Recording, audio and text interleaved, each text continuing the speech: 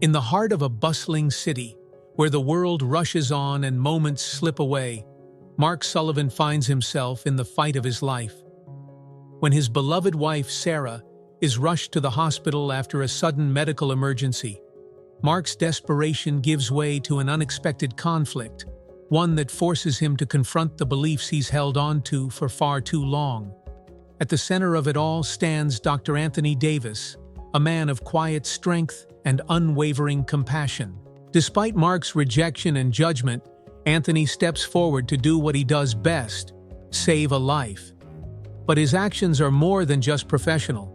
They are a silent challenge to the walls Mark has built within himself.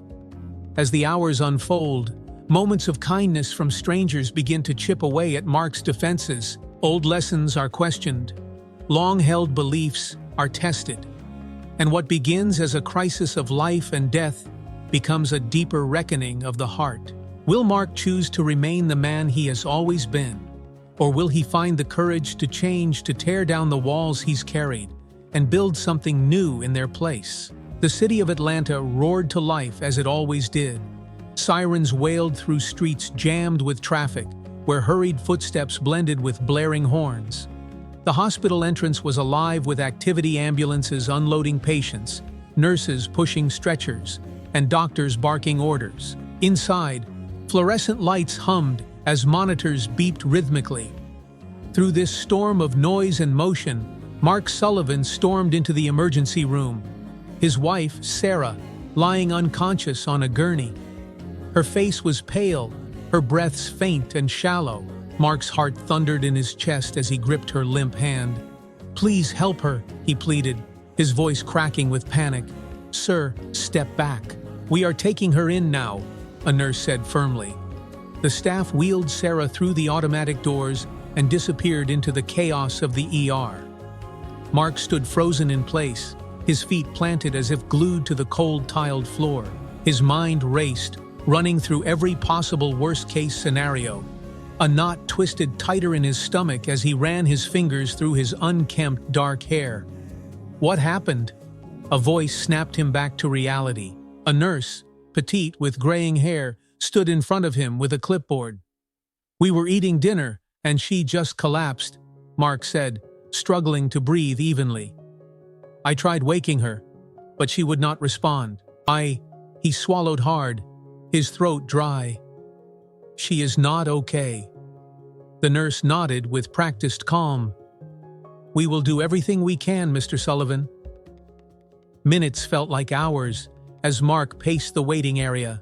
He clenched and unclenched his fists, his restless movements a poor attempt to control the helplessness he felt. He glanced around the room, families huddled together, mothers soothing crying children, elderly patients staring blankly ahead. It felt surreal, so many lives colliding in this one place. Suddenly, a deep voice broke the haze. "Mr. Sullivan?" Mark turned sharply. Standing before him was Dr. Anthony Davis, a tall man with broad shoulders, neatly pressed scrubs, and a calm but intense demeanor. His dark skin contrasted with the pale overhead lights, and his sharp, intelligent eyes held the weight of quiet strength. Mark hesitated. For a fleeting moment, his pulse quickened, not from worry about Sarah, but because of the man standing before him. "I am Dr. Davis," the doctor said, extending a gloved hand. "I am overseeing your wife's care." Mark's gaze flickered down to the outstretched hand, but refused to take it. Something about his upbringing, about his past, about him, clung to his thoughts like a stubborn shadow. "Where is Dr. Parker?" Mark's voice was tense, almost demanding. He has been her doctor before. Dr. Davis's expression did not waver. "Dr. Parker is not on shift right now. I assure you, Mr. Sullivan, I am more than qualified to handle this. I need to act quickly to help your wife." Mark's jaw tightened. "I want Dr. Parker. Call him in." "Mr. Sullivan," Dr. Davis said, his voice steady but firm, "we are losing valuable time. Sarah's condition is critical. We need to stabilize her immediately." "I said I want someone else." The room fell quiet, though the distant sounds of monitors and rushed footsteps filled the air like static. Mark's words hung between them, heavy and unmoving. The nearby nurses exchanged uncomfortable glances, but no one said anything. Finally, after what felt like forever, Dr. Davis took a slow breath. "I will have someone page Dr. Parker, but I need you to understand that waiting could put Sarah at further risk." He turned and strode back into the ER, his composure unwavering. Mark sank into a chair, his head in his hands. He hated how out of control he felt. The thought of losing Sarah made him feel like the ground had vanished beneath his feet. She was his anchor. She was everything. They had been married for 7 years, and through all the ups and downs, his stubbornness, her unwavering patience, they had made a life together. But why did it have to be him? Why did it have to be someone Mark could not fully trust? Someone who made him feel uncomfortable in a way he could not quite put into words. "Sir?" The voice belonged to Nurse Rachel Alvarez, a middle-aged woman with kind brown eyes and a soothing presence. She held a cup of steaming coffee and extended it toward him. "You look like you could use this," she said softly. Mark hesitated, staring at the cup as if it might burn him. "I am fine." "No, you are not," she said gently. "Take it. It helps to hold something warm in times like these." Reluctantly, Mark took the coffee. It was cheap, hospital-grade coffee, bitter and strong, but it forced him to focus on something tangible. Nurse Rachel sat down in the chair beside him. "Your wife is in good hands," she said after a moment. "Dr. Davis is one of the best. He has saved more lives than I can count." Mark said nothing, staring down at the floor. "Sometimes we do not get to choose who helps us," she continued, her voice soft but firm. "But kindness and skill come from unexpected places." Her words gnawed at the edges of Mark's thoughts. He glanced at her, but quickly looked away. "Thank you," he muttered. Rachel stood, giving his shoulder a small squeeze. "We are all here for Sarah, Mr. Sullivan." Hours passed, though it felt like days. Mark drifted between pacing and sitting, his mind replaying every moment of the night. He thought about Sarah's laughter during dinner, how her smile could light up even the darkest days. He thought about how she would touch his arm softly when he got too worked up over something small. He felt like he was drowning. Finally, after what seemed like forever, Dr. Parker arrived. Mark leapt to his feet. "Doctor, how is she?" Dr. Parker looked tired, his blonde hair disheveled from being woken in the middle of the night. He nodded to Mark. "We are doing everything we can, but Sarah's condition is complicated. Dr. Davis was right to move quickly earlier." Mark's stomach churned. "Is he still?" Dr. Parker cut him off. "Dr. Davis has been coordinating the team. I trust his judgment completely. If we had waited longer, we might not have had a chance." Mark fell silent, the words sinking in.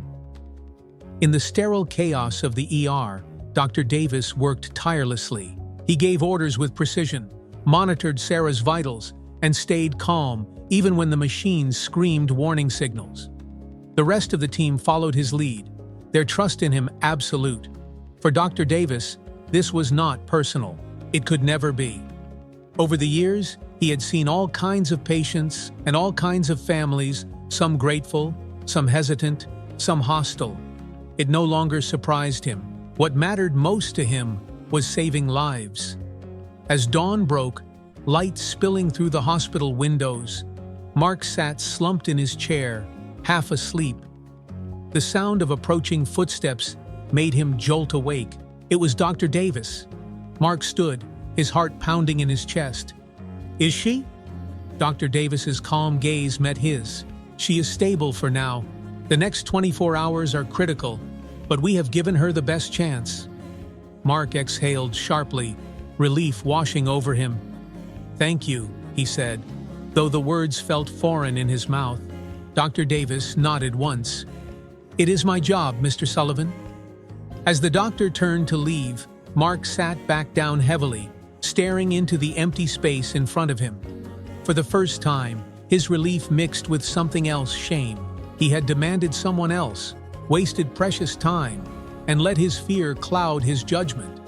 Yet the man he had judged so quickly was the one who saved his wife's life. Mark could not ignore it. He slumped forward, his head in his hands, as the hum of the hospital carried on around him. Mark sat in the sterile waiting room, his elbows digging into his knees, hands clasped tightly together. The early morning sunlight filtered through the hospital's tall windows, washing the room in soft, pale gold. Outside, life carried on, cars rolled past, people hurried to work, and the world remained oblivious to the upheaval inside him. Sarah was stable, but the word itself felt fragile. Mark repeated it in his mind, as though willing it to stick. She's stable. She's stable. Yet the edges of his relief were frayed by the memory of Dr. Davis, calm, steady, and completely unfazed by Mark's rejection of him.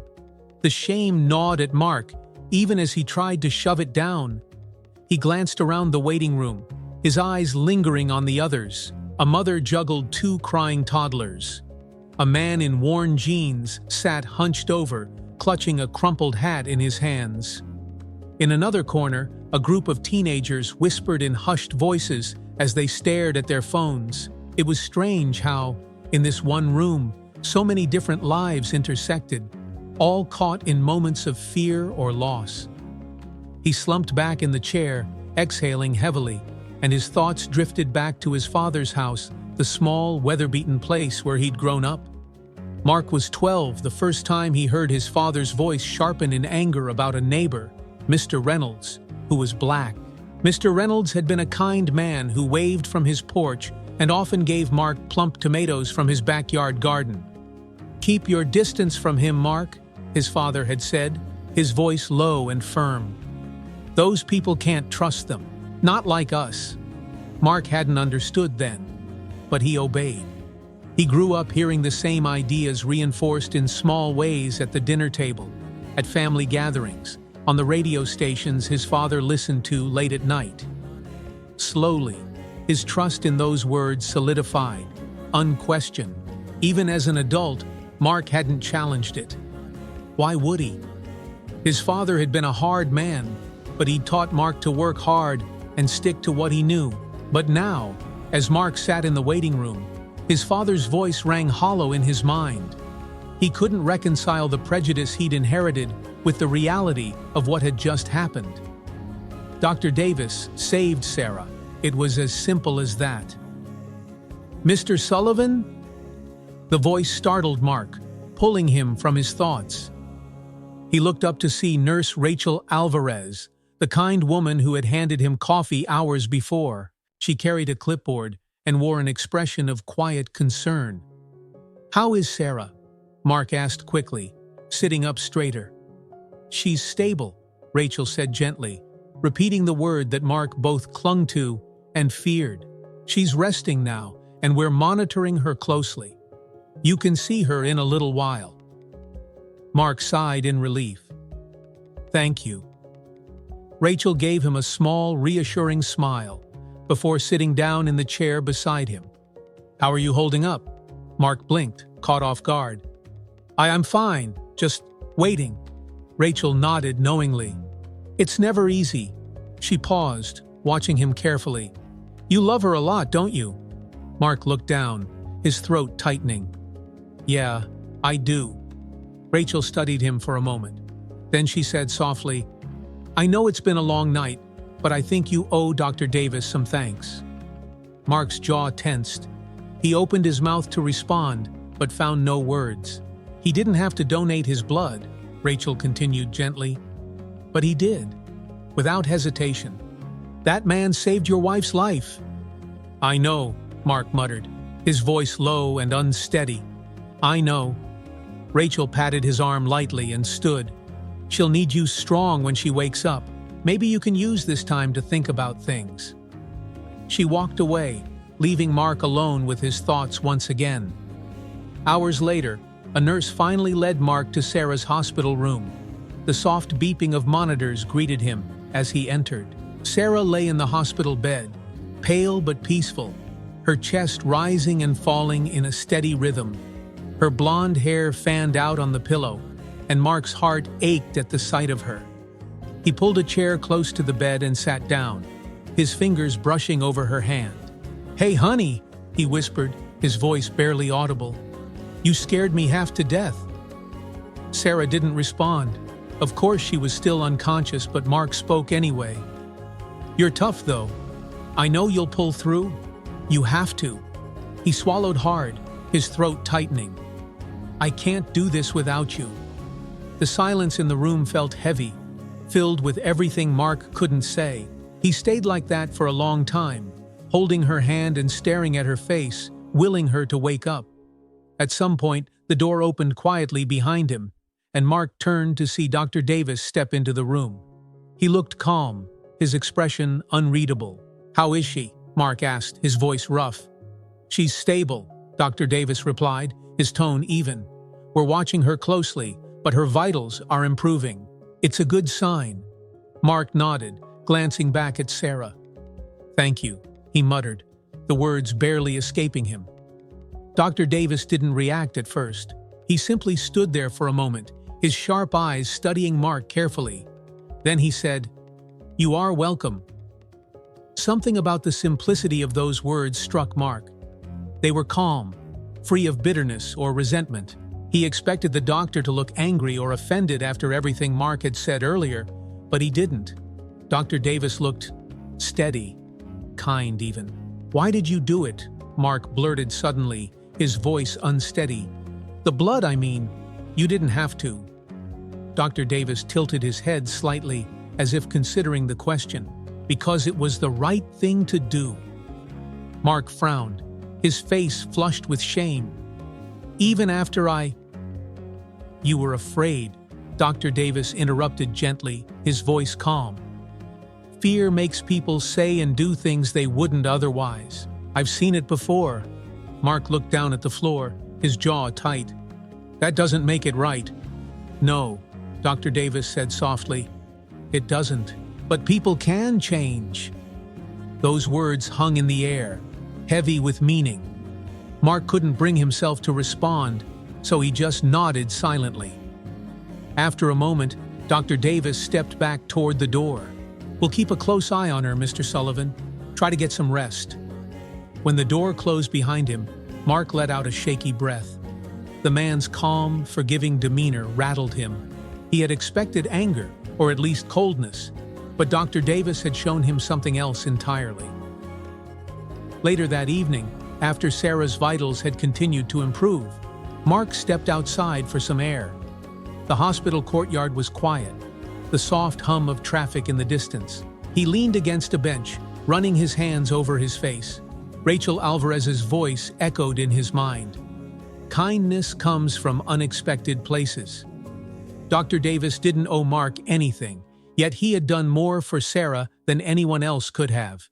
The truth gnawed at Mark, forcing him to look at himself in a way he never had before. His father's voice, the old lessons, the warnings still lingered somewhere deep inside him.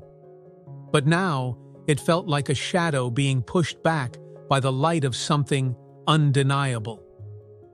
The weight of it settled on Mark's shoulders. He thought about Sarah, about the life they had built together, about how close he had come to losing her because of his own stubborn pride. As he stood alone in the quiet courtyard, Mark Sullivan began to face a truth he could no longer avoid. Everything he had been taught about people like Dr. Davis had been wrong. He exhaled deeply, feeling the faintest tremor of change in his chest. The hospital seemed quieter that evening, as if the day's chaos had been replaced by a hush of weariness. Outside the windows of Sarah's room, the sky darkened to deep blue, the distant hum of traffic drifting into the stillness.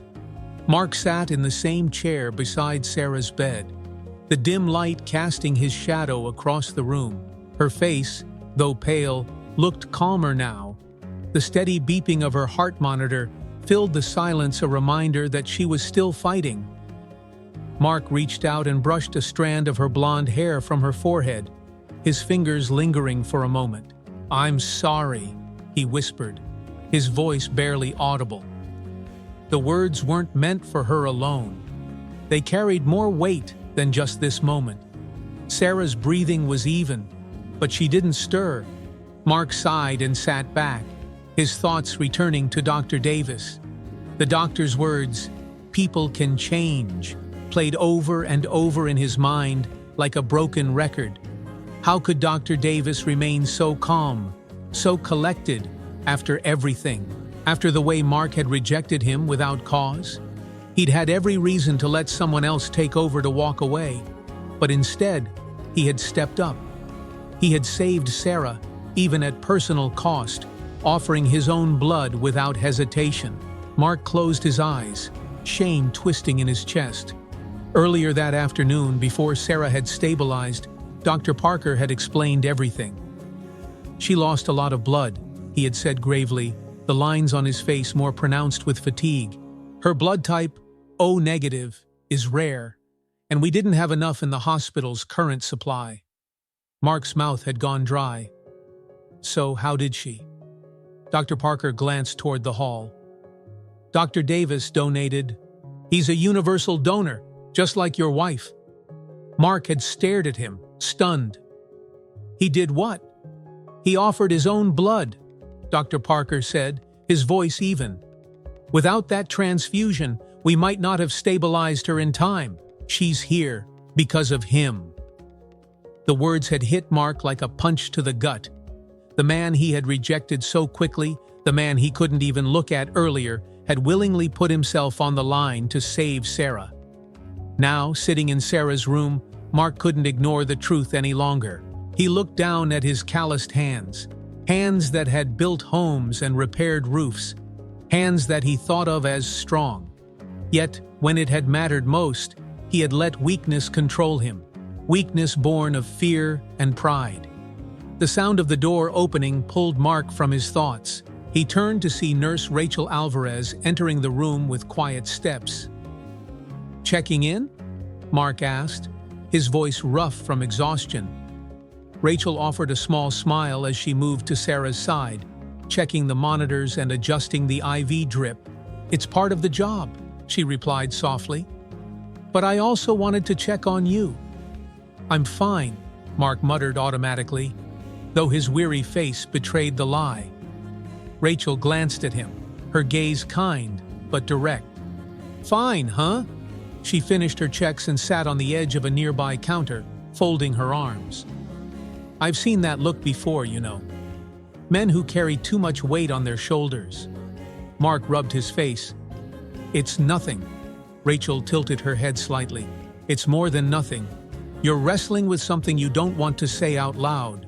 Her words hit close to home, and Mark shifted uncomfortably in his chair. He stared at Sarah's sleeping form, as if the answers were written there. Finally, he spoke, his voice quiet. "Dr. Davis, he didn't have to do what he did." Rachel's face softened. "No, he didn't. But he did." Mark swallowed hard. "Why?" Rachel gave him a long look before answering. "Because that's who he is. That's why he's a doctor. Because he sees people, not their flaws, not their anger or their pride, just people who need help." Mark looked away, his jaw tight. "I don't get it." Rachel's tone stayed gentle. "Maybe you don't need to. Maybe you just need to learn from it." Mark said nothing. The weight of his own actions, his quick judgment, his refusal to trust, pressed down on him like a stone. Rachel pushed off the counter and moved toward the door. Before leaving, she paused and glanced back. "You know, Mr. Sullivan, kindness doesn't always come from where we expect it. Sometimes it shows up in the most unlikely places, and it changes everything." When the door closed softly behind her, Mark sat in silence, her words echoing in his mind. Hours later, Mark found himself wandering the hallways of the hospital. He had told himself he needed a break, but in truth, he couldn't sit still. His mind felt like a storm he couldn't quiet. He turned a corner and stopped abruptly when he saw Dr. Davis through a window into a staff lounge. The doctor sat alone at a small table, a cup of coffee in his hands. He looked different now, more human, less intimidating. He wasn't wearing the mask of calm authority. he wore in the ER. Instead, his shoulders slumped slightly, his expression one of quiet exhaustion. For a long moment, Mark simply stood there, watching. He realized with a sudden jolt how much strength it must take for someone like Dr. Davis to face judgment and prejudice every day and still keep going. And more than that, to keep helping people who didn't always see his worth. Mark felt something crack inside him. The walls he had spent years building, walls of suspicion, of blind assumptions, felt weaker than ever. Before he could think better of it, he stepped into the lounge. Dr. Davis looked up, surprised to see him. "Mr. Sullivan," he said, his tone polite but neutral. Mark hesitated, his hands in his pockets. I just wanted to say thank you." Dr. Davis set his coffee down, his sharp eyes watching Mark carefully. "For what?" "For saving Sarah," Mark said, his voice rough. He glanced down, unable to meet the doctor's gaze. "I was wrong earlier. About you. About everything." Dr. Davis didn't speak at first. The silence stretched, heavy, but not uncomfortable. Finally, he said, "It's not easy to admit when we're wrong." Mark nodded, still staring at the floor. "I grew up hearing things that I never questioned. It's no excuse, but it's the truth." He looked up then, his eyes earnest. "You didn't have to help her after the way I acted. But you did. I don't know why, but thank you." Dr. Davis studied him for a moment, his face unreadable. Then he leaned back in his chair, his expression softening. "Because it's what I do, Mr. Sullivan. I help people, no matter who they are." The simplicity of his answer hit Mark harder than any lecture ever could. "You can call me Mark," he said quietly. Dr. Davis offered a small nod. "Then you can call me Anthony." Mark managed a faint, grateful smile. It wasn't much, but it was a start. When Mark returned to Sarah's room later, the storm inside him felt quieter. He sat beside her once more, his hand wrapped around hers. For the first time in a long while, he allowed himself to breathe. Looking at her peaceful face, he thought of everything Anthony had done, everything he had chosen to do, not because he had to, but because it was right. And Mark knew that something inside him had shifted. He still had a long way to go, but tonight, a bridge had been built, one small step towards something better. "People can change," Mark whispered to Sarah, though she couldn't hear him. "And I think I want to try." The morning light slipped through the blinds of Sarah's hospital room, landing on her face in soft stripes of gold. Mark sat slouched in the chair beside her, his head resting against the edge of the bed. He hadn't moved much since the previous night, and when he finally opened his eyes, his neck ached from the awkward position. But he didn't care. Sarah's breathing was steady, her chest rising and falling in a rhythm that calmed him. Mark rubbed his eyes, glancing up at the heart monitor. Its slow, even beeps filled the otherwise silent room. He sighed, leaning back in his chair. There was something about hospitals, how time seemed to stop, how the outside world didn't matter when someone you loved was on the edge. He turned as the door creaked open. Nurse Rachel Alvarez slipped inside, holding a small tray with a cup of coffee and a fresh set of supplies to check Sarah's vitals. Her kind eyes met Mark's, and she gave him a soft smile. "Good morning," she said gently. Mark sat up straighter. "Morning." Rachel set the tray on the small table by the bed and moved to check Sarah's monitors. "She's improving," she said, her tone bright with reassurance. "Slowly but steadily. It's a good sign." Mark's shoulders sagged with relief. "Thank you." Rachel nodded, finishing her checks with practiced efficiency. Before leaving, she paused at the door, giving Mark a thoughtful look. "You should go stretch your legs, Mr. Sullivan. Get some air. I'll be here to keep an eye on her." Mark hesitated, glancing at Sarah, but the truth was he needed a moment. The walls of the room were closing in on him, his thoughts pressing heavier with every hour he sat there. Finally, he nodded. "Yeah, maybe I will." Mark wandered through the hospital halls aimlessly, hands stuffed in his pockets.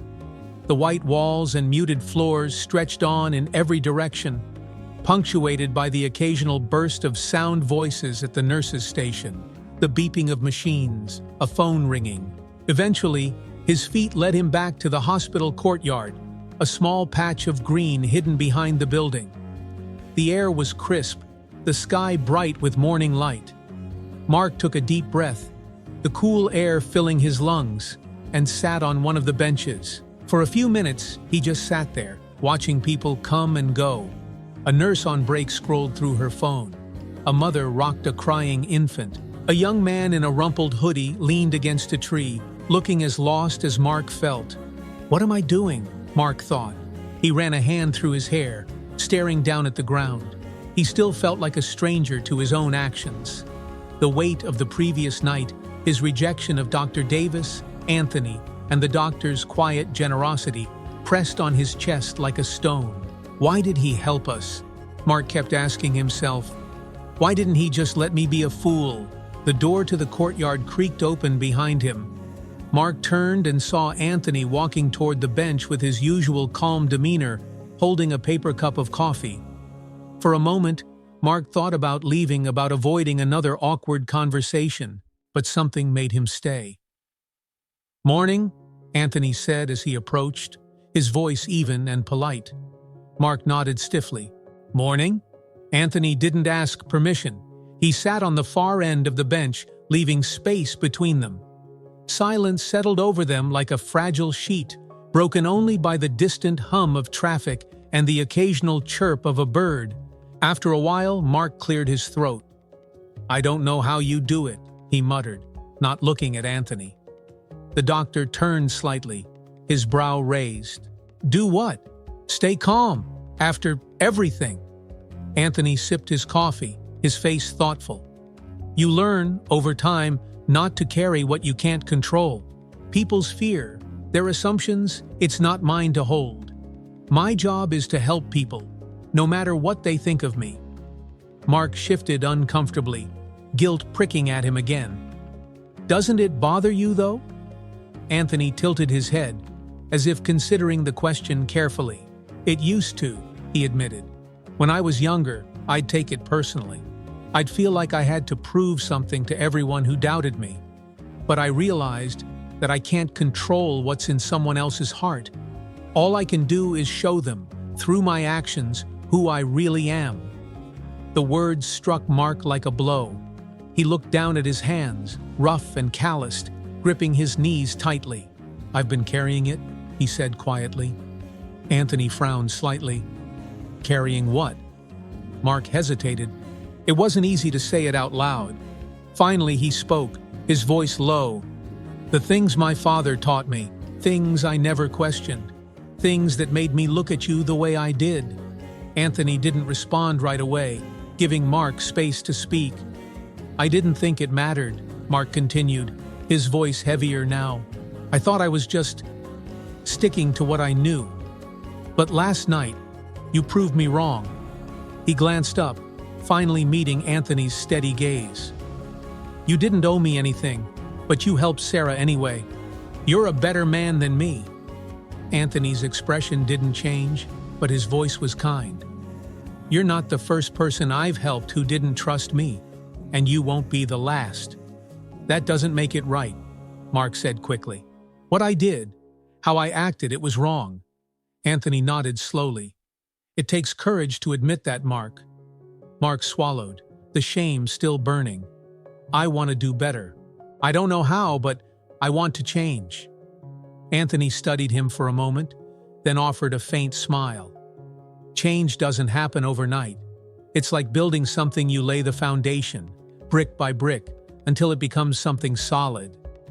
Mark exhaled, his shoulders slumping slightly, as if a weight had been lifted, even if just a little.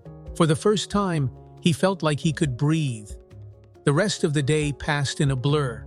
Sarah remained stable, and the nurses reassured Mark that her condition was improving. He spent most of his time at her bedside, holding her hand, but his mind kept drifting back to his conversation with Anthony. The words stayed with him, brick by brick. Late that afternoon, while waiting in line at the small hospital cafe, Mark saw a woman struggling with a toddler who was having a full-blown tantrum. The boy threw his toy car across the floor, and the mother's face flushed with frustration.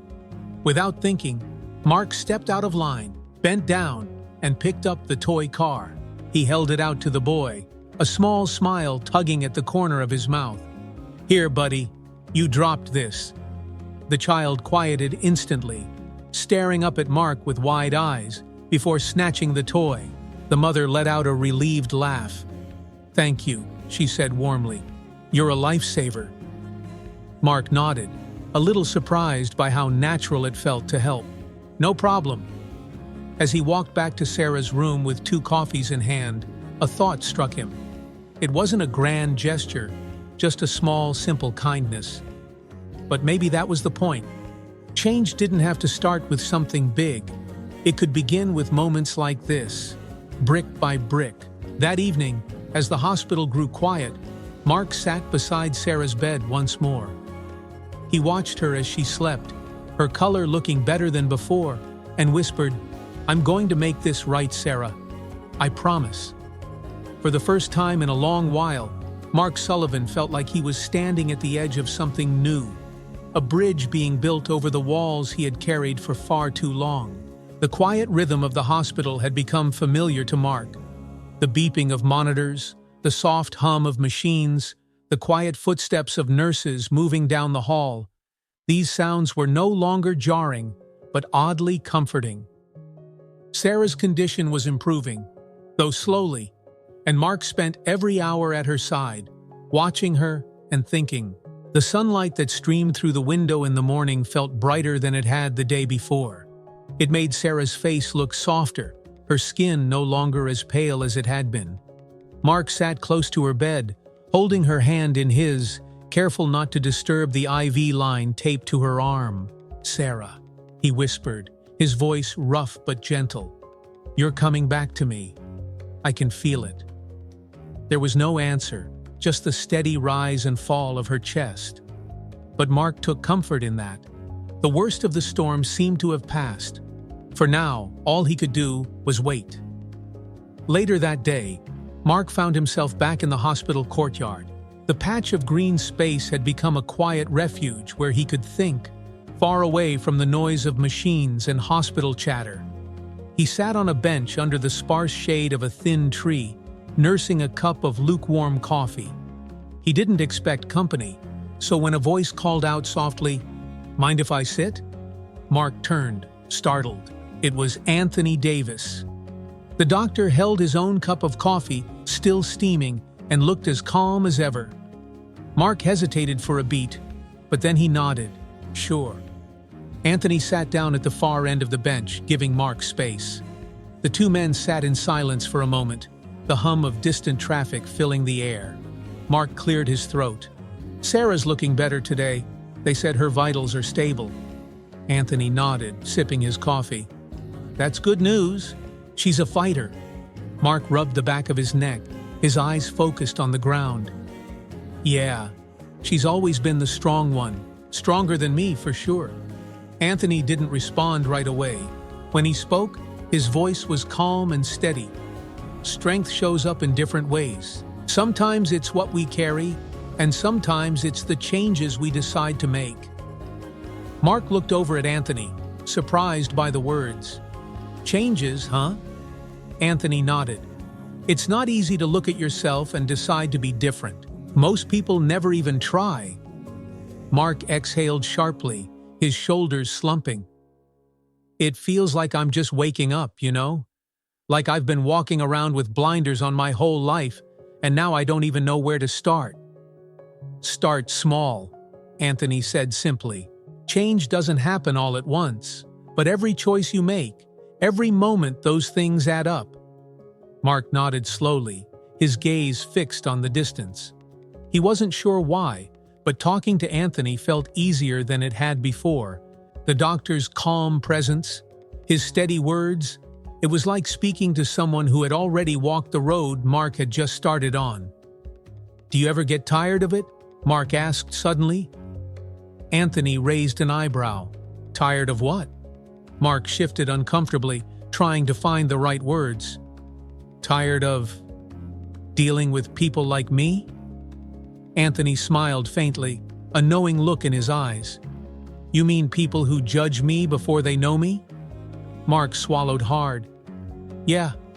Anthony shook his head. It's not about me, Mark. People carry all kinds of things, fears, habits, beliefs passed down to them. Most of the time, it's not personal. I learned a long time ago that I can't let someone else's judgment stop me from doing what I know is right.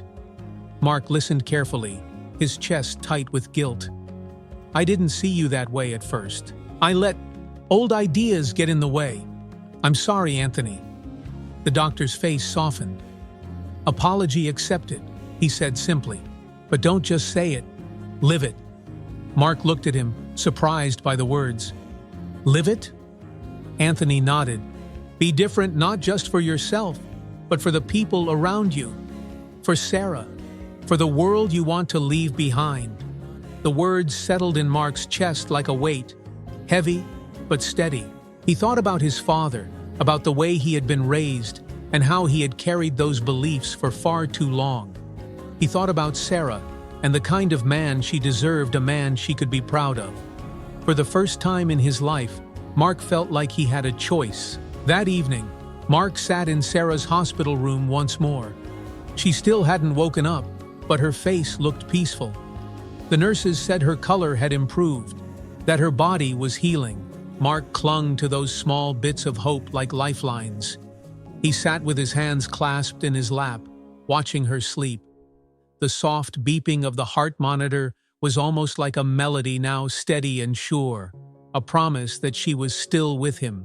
There was a knock at the door, and Mark turned to see Rachel Alvarez peeking inside. Mind if I come in? She asked softly. Not at all, Mark replied. Rachel stepped inside and handed Mark a small container. Here, you've been here for hours without eating. The cafeteria made an extra sandwich. Mark took the container, surprised. You didn't have to do that. Rachel shrugged with a warm smile. Sometimes we all need someone to look out for us, even when we don't ask for it. Mark looked at the sandwich, then back at her. Thank you. Rachel nodded and sat in the chair on the other side of Sarah's bed. She's strong, Rachel said softly, looking at Sarah. And so are you. Mark shook his head, his voice quiet. I don't feel strong. I feel like I've been making mistakes my whole life. Rachel's expression was kind, her tone gentle. We all make mistakes, Mr. Sullivan. But strength isn't about never falling. It's about getting back up and doing better. You can't change the past, but you can choose the man you want to be going forward. Mark stared at her, stunned by the simple truth in her words. Rachel stood, patting Mark's shoulder lightly. You're already taking steps in the right direction. Don't stop now. As she left, Mark sat in silence, her words echoing in his mind. You can choose the man you want to be going forward. Mark looked at Sarah, her breathing steady, and something shifted inside him. For so long, he had been weighed down by the past, by old lessons, old fears, old habits. But sitting there, surrounded by people who had shown him nothing but kindness, he realized he didn't have to carry that weight anymore. He thought of Anthony, of Rachel, of the strangers who had stepped in to help him and Sarah when he least deserved it. Kindness had surrounded him when he had expected anger, and that kindness had begun to change him. Mark leaned closer to Sarah, brushing her hand lightly with his fingers. You're coming back to me, Sarah, he whispered. And when you do, I'm going to be better. I promise. Outside the window, the city moved on. Sirens wailed, cars passed, and people hurried through their lives. But for Mark Sullivan, the world had slowed just enough for him to see something clearly for the first time. He had been wrong. He had been blind. But now, step by step, he was ready to change. The afternoon sunlight pooled on the hospital room's floor in soft, golden streaks. The quiet hum of machines filled the space, familiar now, like a heartbeat. Mark sat in his usual spot next to Sarah, his chair pulled close to the bed as he watched her face for the smallest sign of movement. Her color had improved, and the nurses said her vitals were strong, but still, she slept. Each passing moment reminded him of how fragile life was, how quickly it could slip away, and how easily he could have lost her. That thought tightened something deep in Mark's chest every time it surfaced. The promise he'd whispered the night before still echoed in his mind. "I'm going to be better." It was easy to say those words to Sarah while she slept, but harder to live them in the light of day. A quiet knock startled him, and the door creaked open. Dr. Davis stepped inside, holding a tablet in one hand and a file in the other. His scrubs were neatly pressed as always, but the fatigue in his eyes hinted at a long shift. "Mark," Anthony said with a nod. "How's she doing?" Mark straightened in his chair. "The nurses said she's improving, stable." Dr. Davis nodded, glancing at Sarah's monitor. "That's good to hear. Her body is healing, and this progress is promising. The next step will be to see how she responds once she wakes up." Mark studied the doctor's face, searching for any trace of frustration or resentment. There was none. Anthony's tone was calm, his movements precise just as they'd been since the moment Sarah was brought into the ER. Something about the man's steadiness unsettled Mark, not because it was unwelcome, but because it felt so foreign. How could someone remain so composed in the face of judgment and rejection? Mark couldn't understand it, but he was starting to respect it. Before Dr. Davis could leave, Mark spoke up, his voice hesitant. "Hey, Anthony?" Anthony paused, turning to face him fully. "Yes?" Mark shifted in his chair, suddenly unsure of what to say. He rubbed his hands together, stalling. I've been thinking about what you said, about people carrying things they shouldn't." Anthony's expression softened, though he said nothing, letting Mark find his words. Mark exhaled, staring down at his hands. "I think I've been carrying the wrong things for a long time, things my dad taught me, ideas that I never thought to question." He glanced up, his voice quieter now. "And I don't want to be that man anymore. Not for Sarah, not for myself." Anthony studied him for a long moment, his sharp gaze seeming to see straight through to the truth in Mark's words. Finally, he nodded. "That's a good place to start." Mark frowned slightly. "I don't know how, though. I don't even know where to begin." Anthony gave him a faint, encouraging smile. "You already started by admitting it. That's more than most people ever do." He tucked the tablet under his arm, his tone calm but deliberate. "Change is not about being perfect, Mark. It's about being willing. Willing to see the world differently. Willing to listen. Willing to do better." The words settled in Mark's chest like a quiet truth. He nodded, though his throat felt tight. "Thanks, Anthony, for everything." Anthony nodded in return, his smile small but genuine. "Keep showing up, Mark. That's how change happens." As the doctor left, the room felt heavier, but somehow lighter at the same time. Mark sat back in his chair, Anthony's words replaying in his mind. Willing to do better. Later that afternoon, when Mark stepped out to grab a coffee, he found himself lingering by the nurse's station. Rachel Alvarez was there, sorting through a stack of patient files. She looked up and smiled when she noticed him. "Mr. Sullivan, how's Sarah?" "Still the same," Mark replied. "But they say she's doing well. I think she'll wake up soon." Rachel nodded warmly. "I've got a good feeling about her. She's strong." Mark hesitated, then stepped a little closer to the counter. "Hey, can I ask you something?" "Of course," Rachel replied, setting the files aside. "Dr. Davis," Mark started, his voice slow as he searched for the right words. Have you ever seen him lose his patience? Get angry?" Rachel chuckled softly, shaking her head. "Not once, and I've worked with him for years." Mark frowned. How does he do that?" Rachel looked at him with understanding. Because he knows what's important. He focuses on the people he's helping, not the people judging him. She paused for a moment, choosing her next words carefully. You know, he didn't get where he is easily. There were people who doubted him, pushed him aside, or thought he didn't belong, but he never let that stop him. Mark swallowed hard, Rachel's words settling deep in his chest. He's a good man, Rachel said firmly, and I think he'd say it's not about proving people wrong, it's about showing them what's right. Mark nodded slowly, the weight of her words adding to everything Anthony had said earlier. He knew now, more than ever, that he had been wrong for so long. That evening, as Mark sat at Sarah's bedside, he thought about his father. The old man's voice echoed in his mind, those harsh words spoken years ago, words that had shaped him far more than he realized. You don't trust people who aren't like you, Mark. They'll let you down. For years, Mark had believed those words without question. But now, sitting here, looking at Sarah's peaceful face and thinking about Anthony Davis, those words felt hollow. They hadn't let him down. He had let himself down. Anthony had given his own blood to save Sarah. He had treated Mark with grace and patience, even when he hadn't deserved it. Mark exhaled shakily and whispered into the quiet room, "I'm sorry, Sarah. I should have been better." As if in response, Sarah's fingers twitched faintly in his hand. Mark froze. His heart raced as he stared at her face. "Sarah?" he whispered urgently, his voice trembling.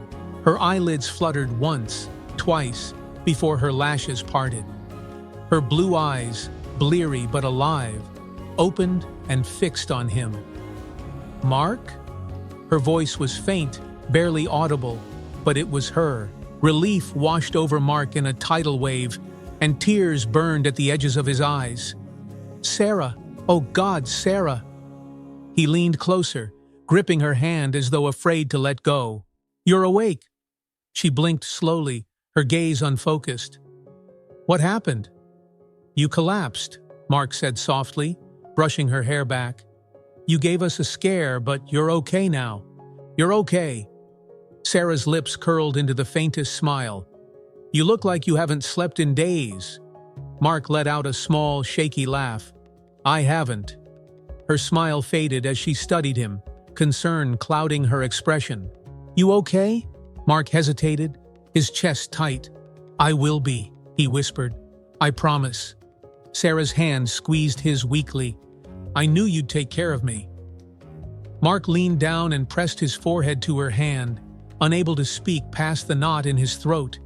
He knew now, more than ever, that Sarah's trust in him had been unwavering, something he needed to live up to. That night, as Sarah drifted back into a peaceful sleep, Mark sat quietly in the dark room, his thoughts clear for the first time in years. He thought of Anthony, of Rachel, and of the quiet moments of kindness that had started to break down the walls he had carried for so long, willing to do better. Brick by brick, Mark knew he was crossing a divide he had built himself, but this time, he would not stop. The next morning, sunlight streamed through the hospital room window, casting warm light onto Sarah's face. Her breathing was stronger now, no longer faint or fragile. Mark sat in the chair beside her, but for the first time in days, he felt lighter, almost as though a heavy weight had begun to lift from his chest. Sarah stirred, her eyelids fluttering open. Mark leaned forward immediately, his voice soft but eager. "Hey, you're awake again." She turned her head slightly to look at him, a faint smile appearing. "You look terrible," she teased weakly, her voice still hoarse. Mark chuckled softly, running a hand through his disheveled hair. "Thanks for that. I'll clean up eventually." He reached for her hand, holding it carefully. "How are you feeling?" "Tired," she whispered, closing her eyes briefly. "But better." Mark exhaled, relief washing over him again. "You're doing great. You gave us a scare, but you're getting stronger every day." Sarah squeezed his hand faintly. "I'm lucky you're here." For a moment, Mark couldn't speak. He stared down at her fragile hand in his, remembering how close he'd come to losing her. "Lucky," she'd said. It was a simple word, but it struck him hard. "You rest," he said softly, brushing her hair back from her face. "I'm not going anywhere." Later that day, Mark stepped into the hallway to stretch his legs and grab some coffee. He passed the nurse's station, where Rachel Alvarez was talking quietly to a young man who looked out of place. He was wearing a wrinkled jacket and scuffed shoes, shifting nervously from one foot to the other. "Excuse me, sir," Rachel called as Mark passed. "Could you do me a favor?" Mark paused, surprised. Sure. What's up?" Rachel gestured toward the young man. "This is Jason. He's here to visit his sister, but he doesn't know his way around the hospital. Would you mind walking him to the right wing?" Jason looked down, embarrassed, mumbling, "It's fine. I can figure it out." "It's no trouble," Mark said quickly, stepping forward. "I'll show you where to go." Rachel gave Mark an approving nod. "Thanks. I appreciate it." Jason hesitated before following Mark down the hallway. He didn't say much at first, his hands stuffed into the pockets of his worn jacket. Mark stole a glance at him as they walked. He couldn't have been more than 20, his shoulders slumped, his gaze fixed on the floor. "So," Mark said after a moment, breaking the silence, "your sister, she okay?" Jason shrugged. "Yeah, she's doing better. She had surgery a few days ago. I couldn't visit until now. Work stuff, you know?" Mark nodded. "Life gets in the way sometimes." Jason looked up briefly, studying Mark. "You've got someone here too?" "Yeah," Mark said softly. "My wife, Sarah. She's recovering." Jason nodded, his voice quieter now. "I'm glad she's okay." They turned a corner, and Mark stopped in front of the right hospital wing. "Here we are," he said. "Just let the nurses at the front desk know you're here for her. They'll point you to the right room." Jason nodded, shifting awkwardly on his feet. "Thanks, man. I appreciate it." "Anytime," Mark replied simply. He watched Jason disappear down the hall, then stood there for a moment, reflecting on how natural it had felt to help. Just a small gesture showing someone the way, but it felt right. For so long, Mark had believed that strength came from keeping to himself, from standing apart. But now, he realized that strength didn't have to mean walls. Sometimes, it meant reaching out. He turned and headed back to Sarah's room, his coffee cooling in his hand. That evening, as Mark sat by Sarah's bedside, a soft knock interrupted the quiet. He looked up to see Anthony stepping into the room, clipboard in hand. "Good evening," Anthony said, his voice calm as always. "I came to check in on Sarah." Mark stood and moved aside as Anthony approached the bed. Sarah opened her eyes, blinking up at the doctor. "Hi," she murmured faintly. "Hello, Sarah," Anthony replied gently, his tone steady and reassuring. "It's good to see you awake again. How are you feeling?" "Better," Sarah whispered. Anthony nodded with a faint smile.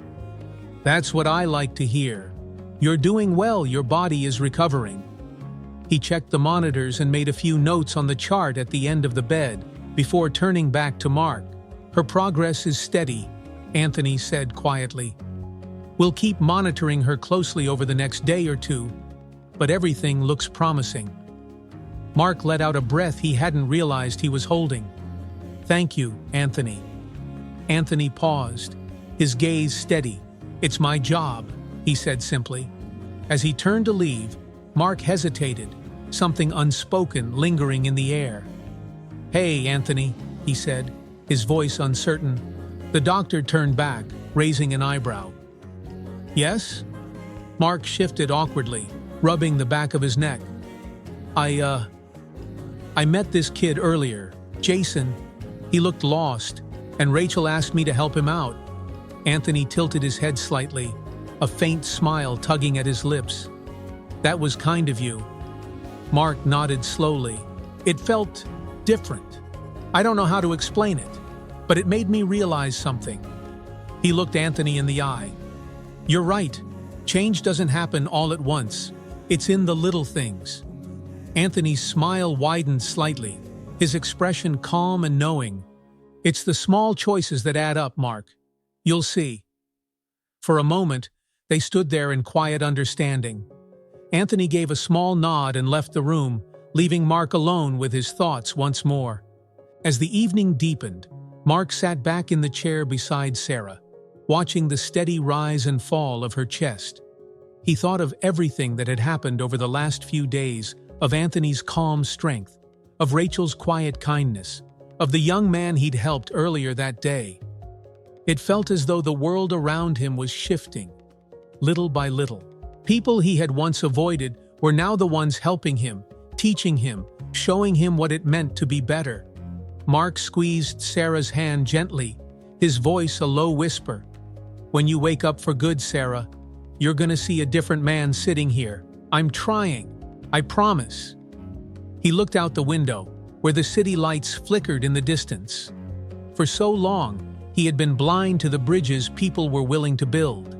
But now he could see them simple, quiet gestures that connected lives in ways that truly mattered. Kindness wasn't complicated. It didn't come with strings or expectations. It was just given. And for the first time in a long time, Mark Sullivan wanted to give something back. The morning light spilled into the hospital room, warm and golden against the cool, sterile walls. Sarah stirred softly in her bed, her head turning slightly as her eyes fluttered open. Mark, dozing lightly in the chair beside her, jolted awake at the sound of movement. "Sarah?" he said quickly, his voice thick with both hope and exhaustion. She blinked slowly, her gaze clearing as it settled on him. "Hey," she murmured, her lips curling faintly into a smile. "You're still here." Mark chuckled softly, brushing a hand through his unkempt hair. "Of course I'm here. You scared me half to death." He leaned forward, taking her hand carefully in his. "How do you feel?" "Better," she said weakly. "Sore, but better." Mark's chest swelled with relief. "You look better. You're stronger every day."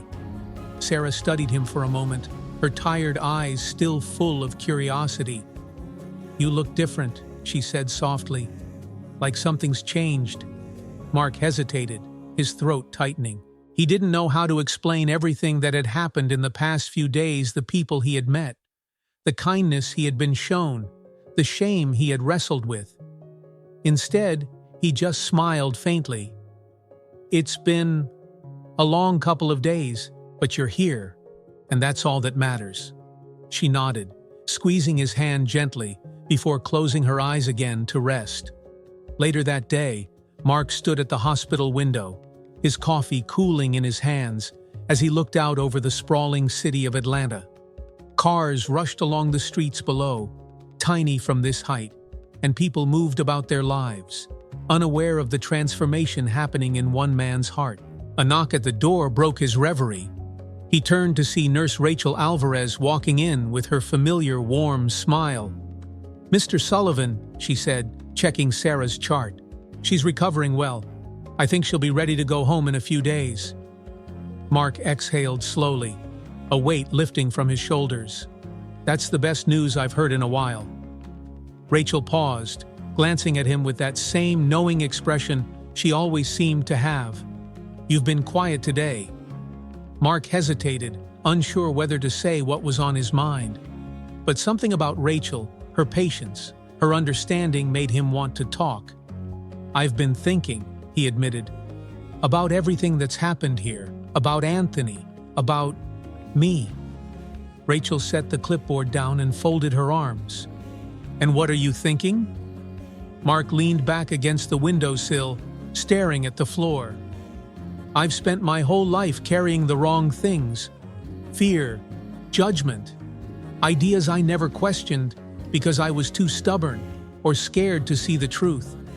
Rachel listened, letting him speak at his own pace. "I think about my dad," Mark continued quietly, "about how he raised me to believe that people who were different couldn't be trusted, that they weren't like us. And for so long, I didn't see how wrong that was. He looked up, meeting Rachel's gaze. Anthony saved Sarah's life. He gave his own blood to help her, and he did it without a second thought, even after the way I treated him. That broke something in me, something I needed to let go of. Rachel nodded gently. It takes a strong person to face that, Mr. Sullivan, to look at yourself honestly and decide to change. Mark sighed, rubbing his hands over his face. I don't know where to start. Rachel smiled faintly. You've already started. You're here, saying these things out loud. That's how change begins. Her words lingered as she left the room, and Mark turned back to the window, his mind racing. That evening, after Sarah had fallen asleep again, Mark found himself standing outside in the hospital courtyard. The cool night air brushed against his skin as he stared up at the stars. He hadn't really looked at the sky in a long time. It was the kind of thing he used to do as a kid, back when the world felt simpler. The sound of footsteps drew his attention. Mark turned to see Anthony walking toward him, his white coat absent, replaced by simple scrubs and a tired expression. The two men stood there in silence for a moment, the hum of the city surrounding them. You look like you needed a break, Anthony said finally, his voice calm. Yeah, Mark muttered, glancing back up at the sky. Needed some air. Anthony stepped closer, his hands resting in his pockets. Sarah's looking stronger. She is, Mark said, nodding. You did that. You saved her. Anthony tilted his head slightly, his expression thoughtful. I didn't do it alone. It's always a team effort. Mark turned to face him fully. No, it was more than that. You gave her your blood. You didn't have to, but you did. And I... He hesitated, his voice catching. I judged you without knowing you. I let what I was taught cloud my judgment, and I almost let that cost my wife her life. Anthony was silent, watching Mark carefully. I can't change what I did, Mark said, his voice thick with regret. But I can change what I do next. I don't want to be the man my father raised me to be. Anthony nodded slowly, his gaze steady. That's a good thing to want, Mark. But it's not just about words, it's about action. I know, Mark replied quickly, and I want to start now. Anthony considered him for a moment before speaking. Then start small. Look at the people around you, see them for who they are, not who you assume them to be. Listen, help where you can. That's where it begins. Mark swallowed hard, Anthony's words settling deep inside him. Thank you, he said quietly. Anthony's lips curved into the faintest smile. It's never too late to change, Mark. You just have to keep showing up. The next morning, Mark took a deep breath as he stepped out of the hospital elevator and into the lobby. It was bustling with people, patients, families, doctors, and nurses, all moving with purpose. He approached the front desk, where Nurse Rachel was speaking to an older woman who looked distressed. The woman clutched a small purse in her hands, her wrinkled face etched with worry. I just need to know where my son is, the woman said, her voice shaking. I can't remember the room number, and I left my glasses at home. Rachel was trying to calm her, but before she could respond, Mark stepped forward. Can I help? He asked gently. The woman turned toward him, blinking up at him in surprise. Oh, well, I don't want to trouble you. It's no trouble, Mark said with a small smile. Come on, I'll help you find his room. Rachel gave him a knowing look as she handed him a small note with the room number scribbled on it. Thank you, Mr. Sullivan. Mark nodded and offered his arm to the woman. This way, ma'am. As they walked together through the maze of hospital hallways, Mark felt something shift inside him. It was small. Helping someone find a room wasn't much, but it felt like the first step towards something better. For so long, he had lived behind walls of judgment and fear. But now, he was learning that kindness, simple, quiet kindness, could tear those walls down, brick by brick. When Mark returned to Sarah's room later that afternoon, she was sitting up in bed, a soft smile on her face. "Where were you?" she asked playfully. Mark sat down beside her, his own smile faint but genuine. "Just helping someone find their way." Sarah's eyes sparkled with pride. "That sounds like you." Mark paused, her words sinking in. For the first time in years, he felt like the man she saw, the man she believed in. And he knew, deep in his chest, that he was on the right path. One step at a time, the hospital felt less like a foreign place now. The bright white halls that had once overwhelmed Mark seemed more familiar, less intimidating. People passed him in the corridors, strangers with their own struggles and stories, but Mark saw them differently now. It was strange how kindness, both given and received, could change the way you viewed the world. Sarah was finally awake and recovering. She was still weak, but her voice had returned, and her smiles were more frequent. This morning, as Mark helped her sit up in bed and adjust the pillows behind her, she studied his face carefully, her blue eyes sharp despite her exhaustion. "What's going on with you, Mark?" she asked softly, her voice still tinged with a slight rasp. Mark paused, mid-adjustment, then sat back in his chair. "What do you mean?" "You're different," Sarah replied. "You've been quiet, but not the bad kind of quiet. It's like you're thinking." Mark sighed, rubbing a hand over his stubbled jaw. "I guess I am."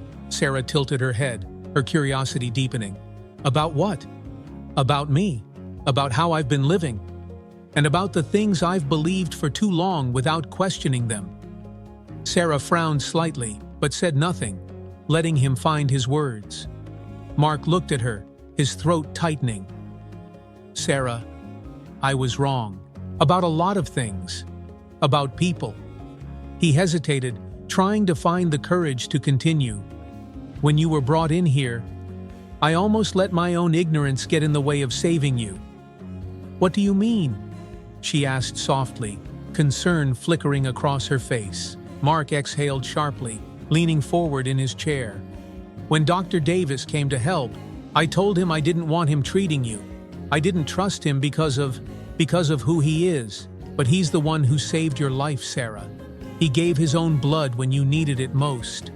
Sarah's expression shifted from confusion to quiet understanding. She didn't speak for a moment, her gaze fixed on him, as though trying to see into the heart of him. Finally, she said, "And now you see it, don't you? How wrong it was."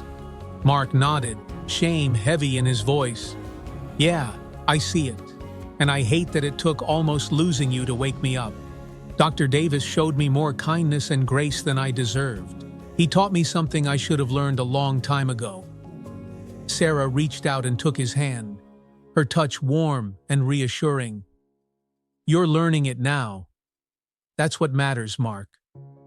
Her words settled into him like a soft landing after a long fall. He squeezed her hand gently. "I'm trying, Sarah. I really am." "I know," she said with a small smile. "I can see it." That afternoon, as Sarah drifted off to sleep again, Mark made his way back through the halls of the hospital. He stopped at the nurses' station, where Rachel Alvarez was helping a man in a wheelchair fill out paperwork. When she caught sight of Mark, she offered a warm smile. "Heading out for a break?" "No, not yet," Mark said, glancing around. "Is Dr. Davis still here?" Rachel's brow lifted slightly in surprise. "He should be in his office. It's down the hall, second door on the left." "Thanks," Mark said with a nod. Rachel's smile lingered as she watched him walk away. "Good for you," she muttered quietly, as if to herself. Mark found Anthony's office door slightly ajar. He knocked softly, hearing a faint "come in" from within. Pushing the door open, Mark stepped inside. The office was modest and orderly, with framed medical degrees hanging on the wall and a small bookshelf filled with textbooks and papers. Anthony sat behind the desk, reviewing a patient chart on his computer. He looked up, surprised to see Mark. "Mark, everything okay with Sarah?" "Yeah," Mark said quickly. "She's doing better. I wanted to talk to you, though." Anthony leaned back in his chair, watching him carefully. Of course. Sit down. Mark settled into the chair across from the desk, his hands clasped tightly in his lap. He hesitated, gathering his thoughts, before finally speaking.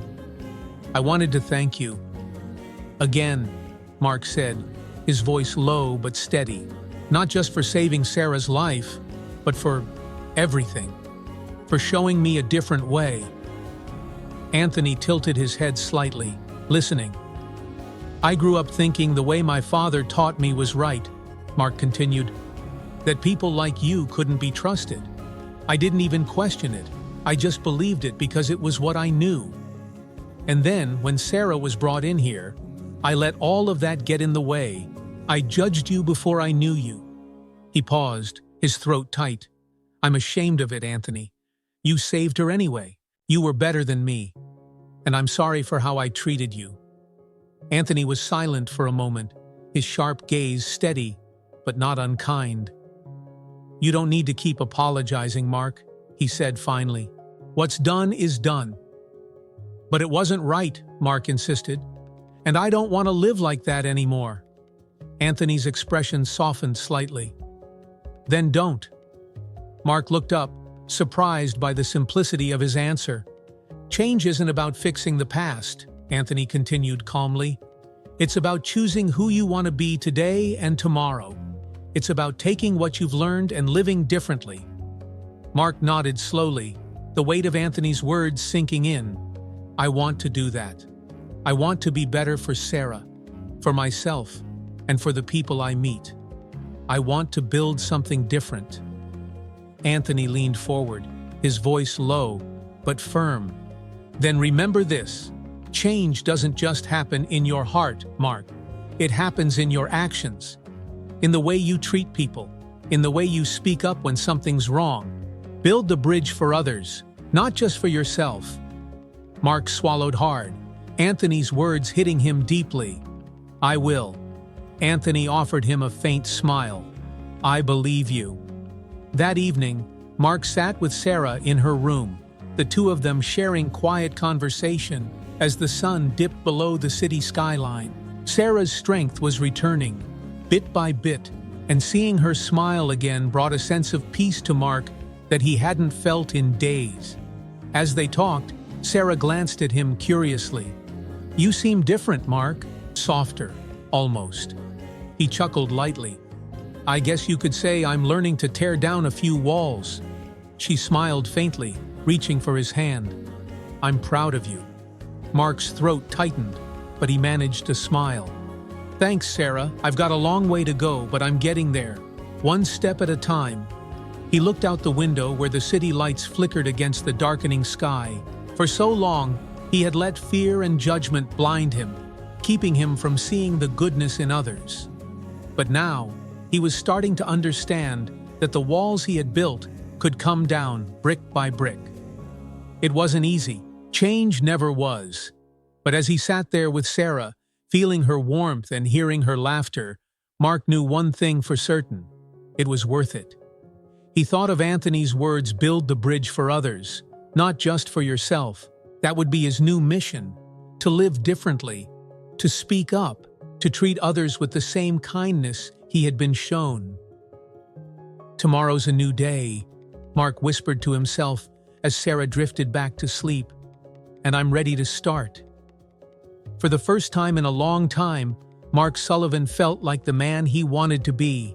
The day Sarah was discharged from the hospital felt like the first real day of spring. The sun was bright but not harsh, and a soft breeze carried with it the fresh scent of blooming flowers. Mark pushed her wheelchair slowly toward the parking lot, his hands steady on the handles as Sarah leaned back, bundled in a light jacket. You're fussing, Sarah teased, glancing up at him. I'm not fussing, Mark replied with mock seriousness. I'm being careful. Doctor's orders. You're hovering, she corrected, smiling faintly. But I'll allow it today. Mark chuckled under his breath as they neared the car. There was something surreal about this moment, the way the ordinary had become extraordinary after all they'd been through. Just being outside with Sarah, alive and safe, felt like a second chance. He helped her into the passenger seat carefully, adjusting her seatbelt before closing the door.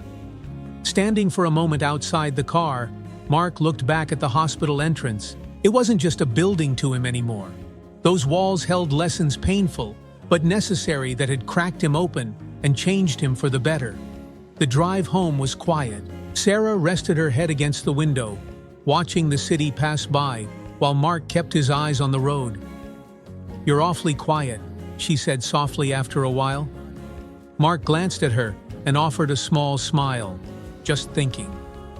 "About what?" He hesitated, his hands tightening on the steering wheel as he searched for the right words. "About everything. About us. About what comes next." Sarah turned to him, curiosity in her tired but bright blue eyes.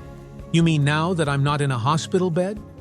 "That's part of it," Mark replied, chuckling softly. "But mostly, I've been thinking about how I want to be different.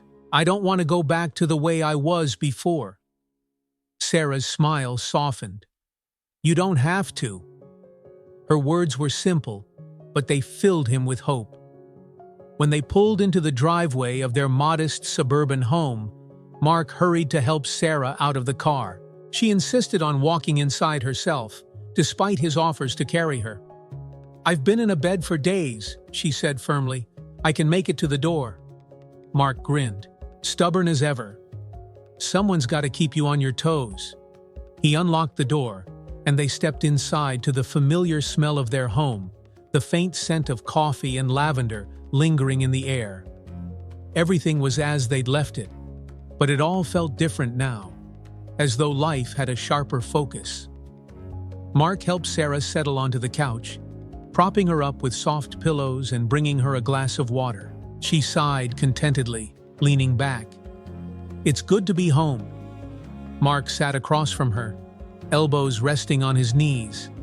He studied her for a moment, then said quietly, "You know, Sarah, everything that happened, it's changed me." She nodded gently, waiting for him to continue. "I don't want to live the way I used to," he said, his voice steady but firm. "Carrying around those old ideas, those judgments, I don't want that to be who I am anymore. I want to be someone better, someone you can be proud of." Sarah smiled warmly. "I've always been proud of you, Mark, even when you didn't see it." He looked down, shaking his head slightly. "I don't know how I got so lucky." "Lucky?" "To have you," he said softly, glancing up to meet her eyes. "You've always seen the best in me, even when I couldn't see it myself." Her smile deepened, and she squeezed his hand gently. "You're starting to see it now. That's what matters." The next few days were quiet. Mark took time off work to care for Sarah, cooking simple meals and helping her with anything she needed. It wasn't glamorous, but it felt right. It gave him time to think about Anthony, about Rachel, about the bridge he was trying to build within himself. On the third day, while Sarah napped in the living room, Mark picked up his phone and scrolled through his contacts. He paused over Anthony Davis's name, which he'd saved after they last spoke. For a moment, he hesitated. Then he pressed the call button. The phone rang twice before Anthony picked up. "Dr. Davis." "Hey, Anthony, it's Mark Sullivan," Mark said, clearing his throat. "I hope I'm not catching you at a bad time." "Not at all," Anthony replied, his voice calm and steady as always. "How's Sarah doing?" "She's doing great," Mark said with a small smile. "She's getting stronger every day. We're home now." "That's good to hear," Anthony said sincerely. "I'm glad she's recovering well." Mark paused, his fingers tapping lightly on the kitchen counter. "I just wanted to say thank you again. I know I've said it before, but I mean it. I wouldn't have her here if it weren't for you." "You've already thanked me, Mark," Anthony said gently. "I did what anyone in my position would do." Mark shook his head, even though Anthony couldn't see it. "No, you did more than that, and you've given me a lot to think about." He hesitated before continuing. "I want to do something I don't know exactly what yet, but I want to help give back in some way." There was a pause on the other end of the line. Then Anthony spoke, his tone thoughtful. "That's a good thing to want, Mark. Change starts when we decide to act on what we've learned." "Yeah," Mark said, his voice quiet but certain. "That's what I'm trying to do." Anthony's voice softened. "Keep going, Mark. Keep showing up, and you'll figure it out." They exchanged a few more words before hanging up, and Mark stood there for a long moment, staring at the phone in his hand. Keep showing up. A week later, Mark found himself in an unfamiliar part of town, standing outside a small community center.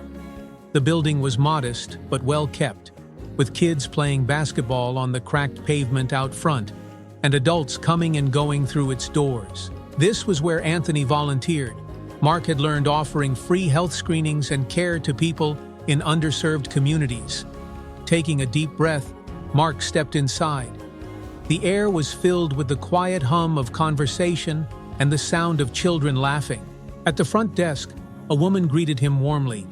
"Hi there, how can I help you?" "I heard about the volunteer programs here," Mark said, his voice steady. "I wanted to see if I could help." The woman looked surprised for a moment, but quickly smiled. "Well, we can always use an extra pair of hands." As she handed him a clipboard and explained the different programs, Mark felt a flicker of something he hadn't felt in years. Purpose.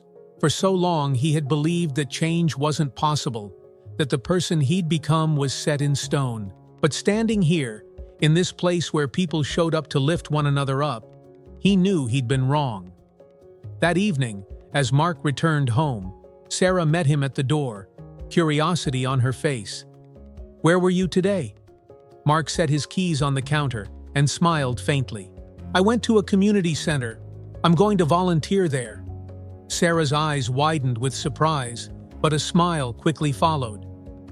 "That's wonderful, Mark." He nodded, wrapping his arms around her gently. "It's a start."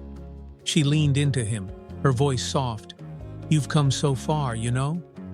Mark kissed the top of her head, his voice quiet but firm.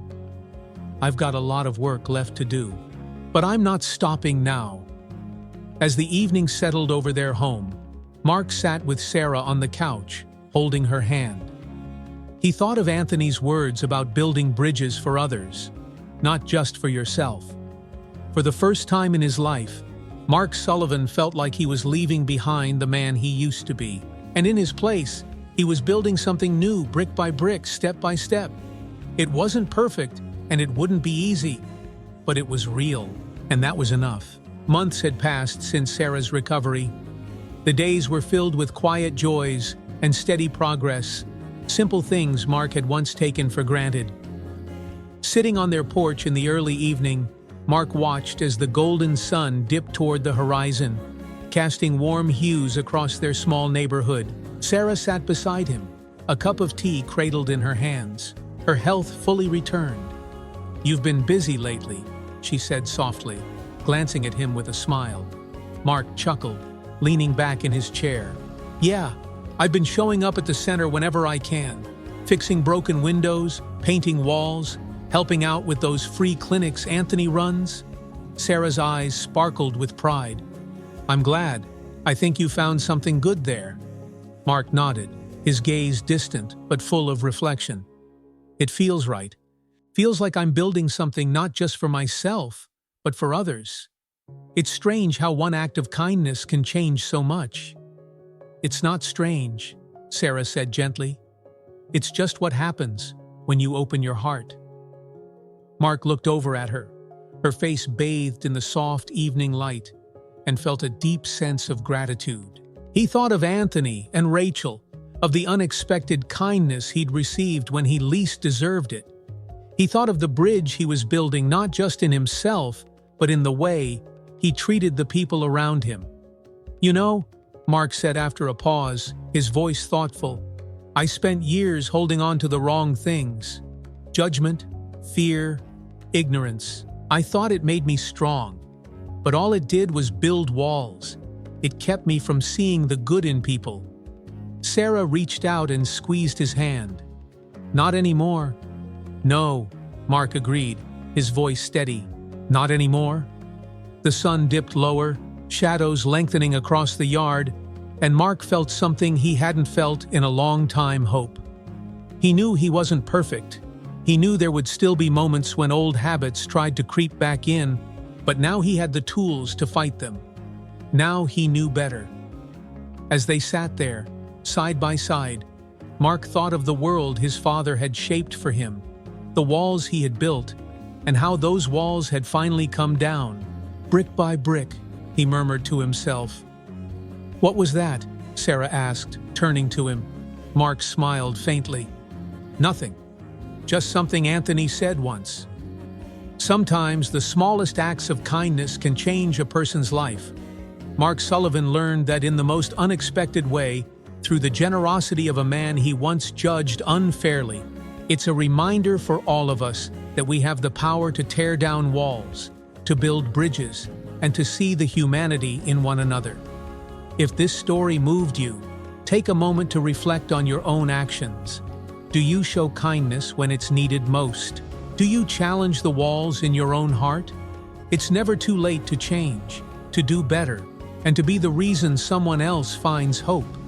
If you believe in the power of kindness, in breaking down barriers, and in the importance of seeing the good in others, we invite you to join us. Hit the like button, subscribe to the channel, and share this story with others. Let's spread the message that change is possible, one choice, one action, and one moment at a time. Thank you for watching, and let's continue building bridges together.